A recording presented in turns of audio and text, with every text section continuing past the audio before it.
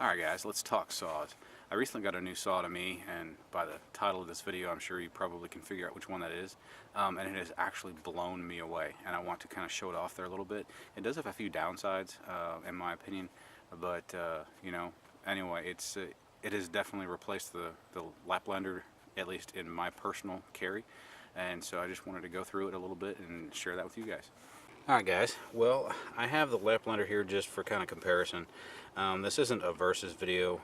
It may look like it, but you know, like I say in my knife reviews, equipment that you use and gear that you carry, a lot of it's personal preference. And just so you know, from the get-go, I'll say I'm preferring this saw over the Laplander, but I'm not saying that for everybody this is a better saw than this one. I'm not trying to say that at all. I'm just putting this here because this is kind of like the standard. Alright, anyway, it's roughly the same size. It's a hair longer. It's an 8 1/3 inch blade, which puts this at probably 9 1/2 or 10 inches overall closed. Now it is a pull cut only, as opposed to the Laplander, which, you know, it's a push and pull cut. You can tell by the teeth there that you're only going to be able to cut on the pull, which I really haven't noticed a hindrance in the amount of work that it will do. Anyway, I really like this latch. I have a buddy of mine said he was kind of wary about this saw because he was kind of worried that if you're doing this two-handed, you might inadvertently, unlock it. I haven't really had that issue, because when I'm using two hands, my right hand, I choke back, kind of put this in the center of my palm and grab it like that so I can get the full torque of my arm, or force my arm behind it, and then my left hand just goes to the top right below the latch. So it's pretty cool. It has two locking positions up like that. They say for some high pruning jobs, this is in the product description, some high pruning jobs it's easier to saw this way. Honestly, you know, I think that's kind of a cool feature to have multiple angles, but at the same time I can't fathom ever this being a comfortable way to use the saw, but I'll take their word for it. Anyway, I'd really like this latching system much better than the button on the Laplander, but again, you know, personal preference, the whole deal. Another thing, before we actually get to the meat of the video and showing a few saw cuts with it, that I really like about it, that the Laplander won't do, it'll strike a ferrule. That's really cool if you ask me. Now, does that really make a difference? I don't know. That's just kind of a cool plus, I guess. Because chances are, you know, I've always got my main striker with me. So this is my CRKT M21-4. I mean, 9 times out of 10 when I make a fire, I use this knife as a striker on a ferro rod, and every day, almost 24/7, I have this knife on me. So unless I'm asleep or in the shower, it's there. Alright guys, as far as weight, I don't have the Laplander's weight handy. This one comes in at just shy of a ½ pound. To feel them, they feel pretty much equal. I can't really tell if either one is heavier than the other. Either way, that's neither here nor there. Let's get to the meat of this video. Alright, let's start out with the Laplander.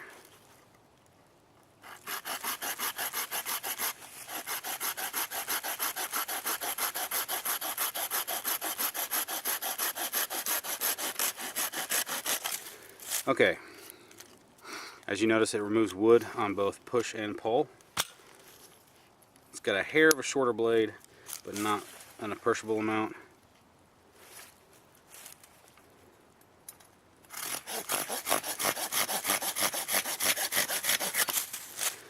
Far less strokes, and it was only cutting on the downstroke.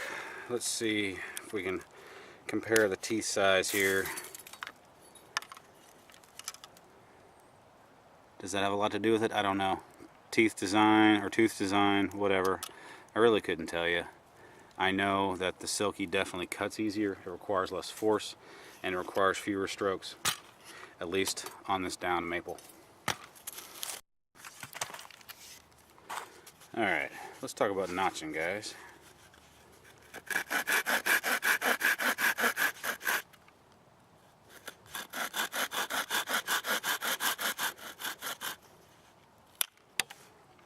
pops right out of there.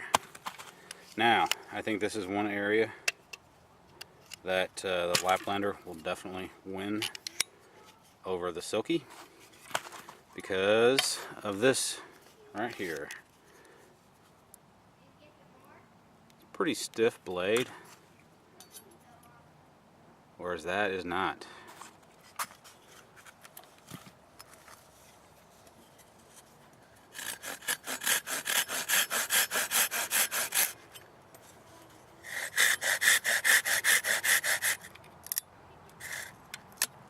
Well, not bad on this dead poplar.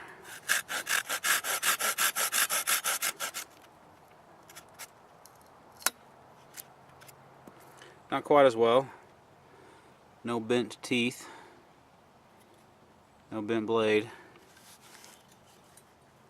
The Laplander definitely doesn't have any issue doing it. I've done it lots of times.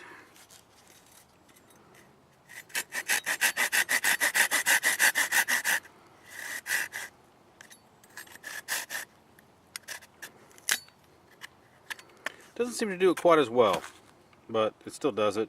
And again, the fact of the matter is, I always have a knife with me, and I'm going to use a stiff knife over a flexible saw blade any day to pop a notch out. So, anyway. Alright guys, I'm about to wear myself out. This is a pignut hickory branch that came down in my yard, right on top of some construction work we got going on.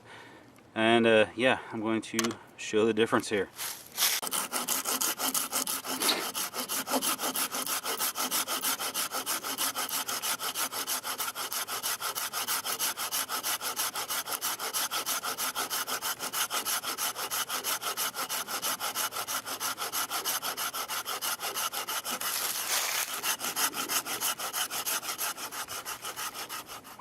I want to take my cell phone off.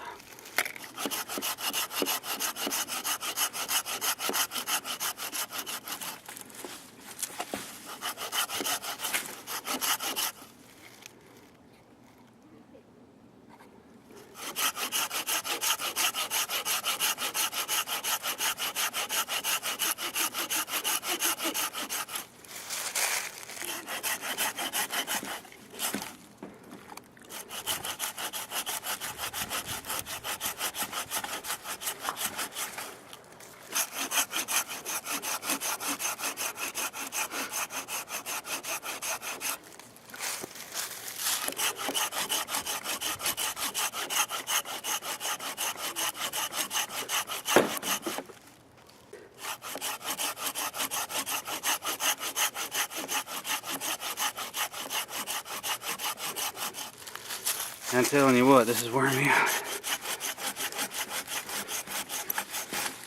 But I've been doing this sort of stuff all day, so.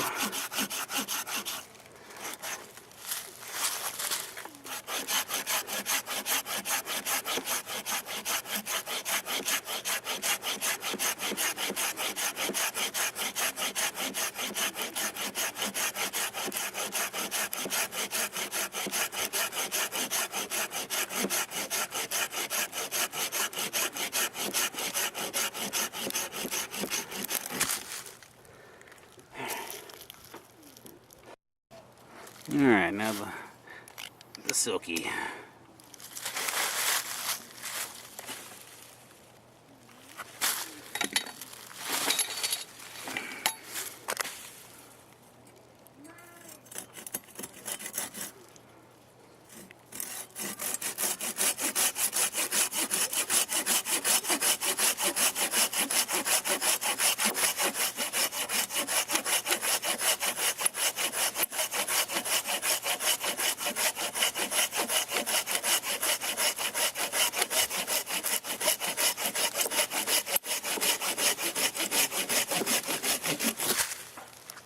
No contest, and that part was even thicker.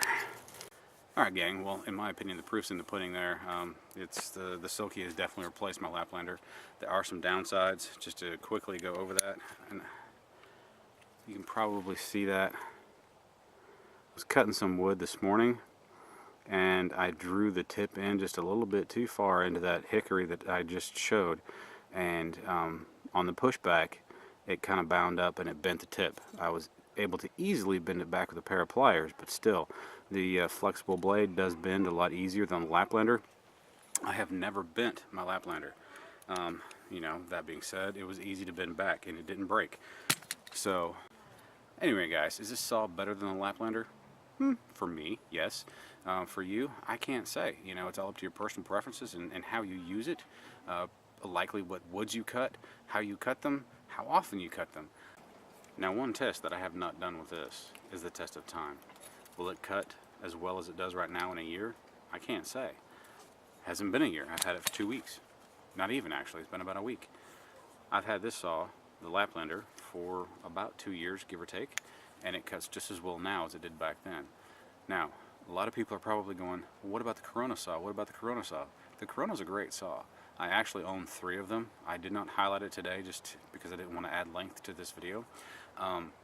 Now, the Corona, in my opinion, I'm not going to show it off. In my opinion, it cuts almost as good as a Silky, better than the Laplander, but it fails the test of time. They are disposable. You use them for 7 or 8 months in hard use, and they will go dull, and you'll have to replace them. And in this day and age, when a Corona saw costs you $19.98 at Lowe's, this you can get about 21 bucks off of Amazon, and the Silky you can get 26 bucks off Amazon. It's a no-brainer to me. At least go with the Laplander and throw the Corona out the window. That's that. And plus the Corona has a much larger footprint. So anyway, guys, there is my take on the Silky Super Accel 210 or 221, whatever they want to call it. And I hope you enjoyed it. I hope you found it helpful. And I hope it helps you make a better decision in your gear purchases. Anyway, guys, I hope you have a good day, and I will see you next time.